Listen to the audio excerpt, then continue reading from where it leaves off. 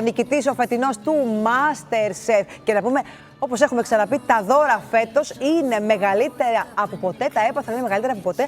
Και ένα από τα μεγαλύτερα έπαθλα, τον εξοπλισμό επαγγελματικής κουζίνας, δίνει η εταιρεία Equipman. Και εμείς κοντά μας έχουμε τον κύριο Παναγιώτη Καρτσάνη, που είναι εκπρόσωπος της εταιρείας Equipman, να μας μιλήσει, του κάνουμε κάποιες ερωτήσεις.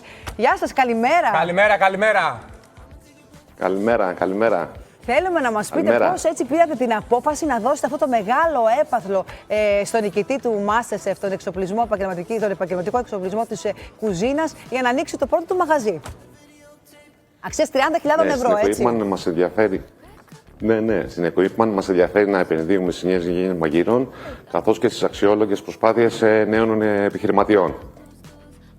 Ωραία. Οπότε για να κάνει την αρχή του λοιπόν, και εσείς είστε κοντά στους νέους. Καλά, είναι και το βασικότερο που χρειάζεται ένας μάγειρας, ένας νέος μάγειρας. Τι περιλαμβάνει το δώρο?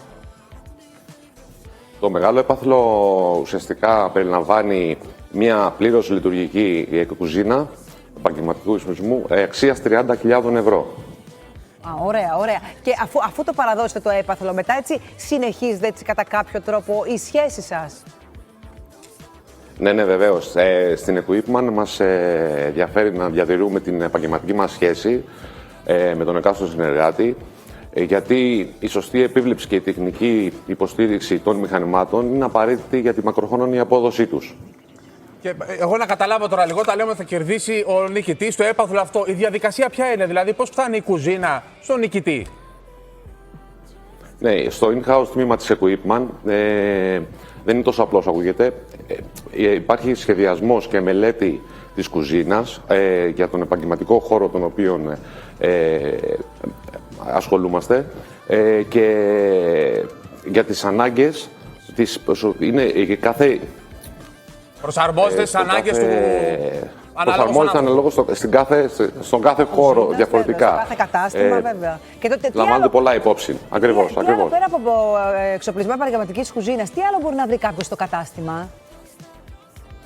Εκτός από τον βασικό βαρύ επαγγελματικό εξοπλισμό, μπορεί να βρει προϊόντα τα οποία ολοκληρώνουν την ταυτότητα του κάθε μαγαζιού, όπως μαχαιροπύρουνα, σερβίτσια, από γνωστούς και μεγάλους οίκους της Ελλάδας, ακόμα και του εξωτερικού.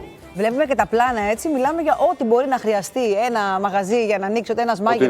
Οτιδήποτε μπορεί να χρειαστεί. Ακριβώς. Όνειρο κάθε μάγειρα. Αυτό έχω να πω. Ένα showroom γεμάτο με όσα μπορεί να χρειαστεί. Και για τα νέα του βήματα, τα πρώτα του βήματα, και μετά όμως για μια ανανέωση. Ποτέ δεν ξέρεις. Σας ευχαριστούμε πάρα πολύ. Ευχαριστούμε. Καλή συνέχεια. Να είστε καλά, εμείς. Παιδιά, τώρα για το μάγειρα αυτό είναι το Μα τι λες τώρα, παιδιά, τα καλύτερα δώρα.